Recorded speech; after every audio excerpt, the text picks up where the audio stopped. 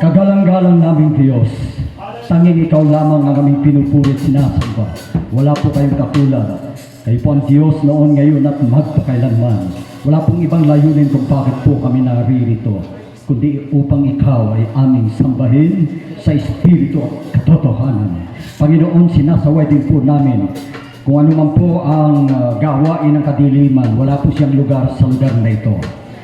Sa dalangin ko po, Panginoon, ang iyong mga anak, nawa, magkaisa po ang aming damdamin, magkaisa po ang aming isipan, na Ikaw, Panginoon, ay aming pong sama-sama purihin at sambahin. Panginoon, kailangan po namin ang iyong Santo Espiritu. Kailangan po namin ang iyong pangunguna, Panginoon. Wala po kaming magagawa sa ganang aming mga sarili.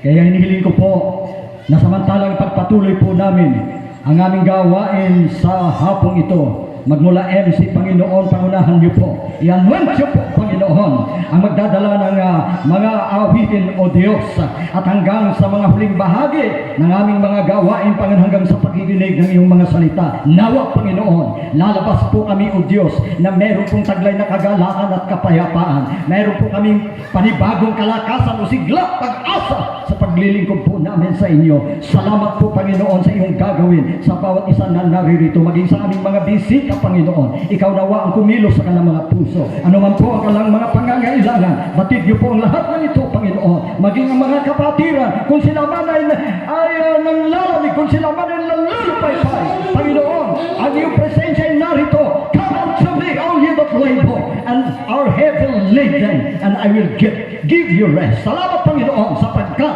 nasa iyo po, Diyos, masusupungan ang aming panibagong kalakasan. Ikaw ang source ng aming kalakasan, O Diyos. Kaya sa hapong ito, Panginoon, amin pong inilalapit sa inyo at ipinagkatiwala ang buong gawain hanggang sa pagtatapos.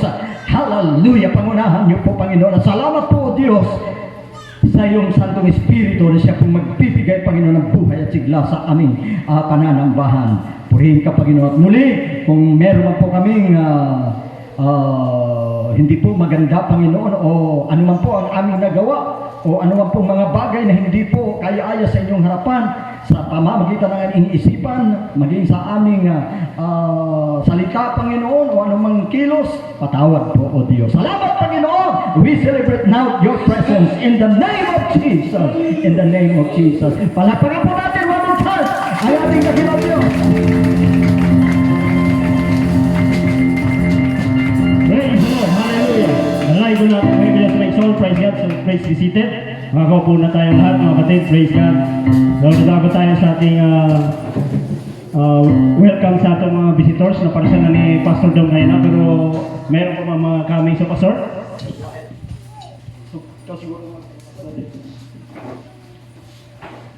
So dahil ako naman ang si mga kapatid, praise God. So welcome sa ating mga bisita mga kapatid.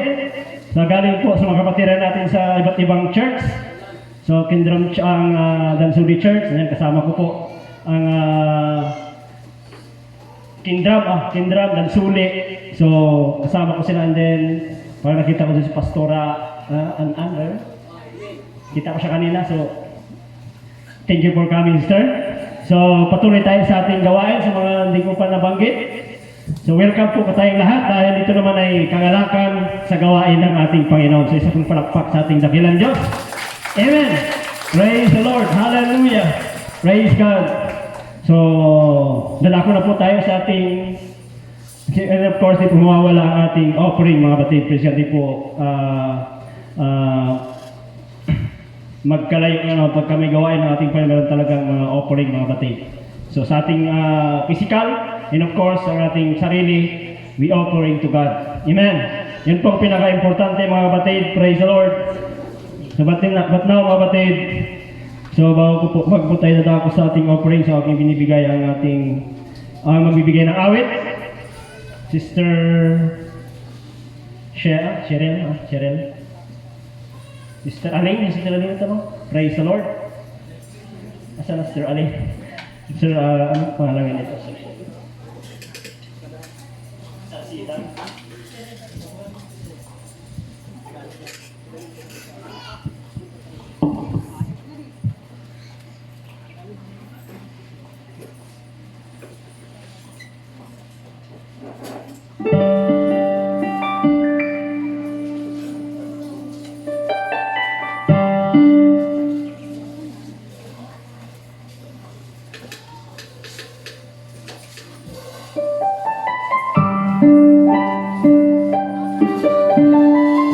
Praise God, hallelujah.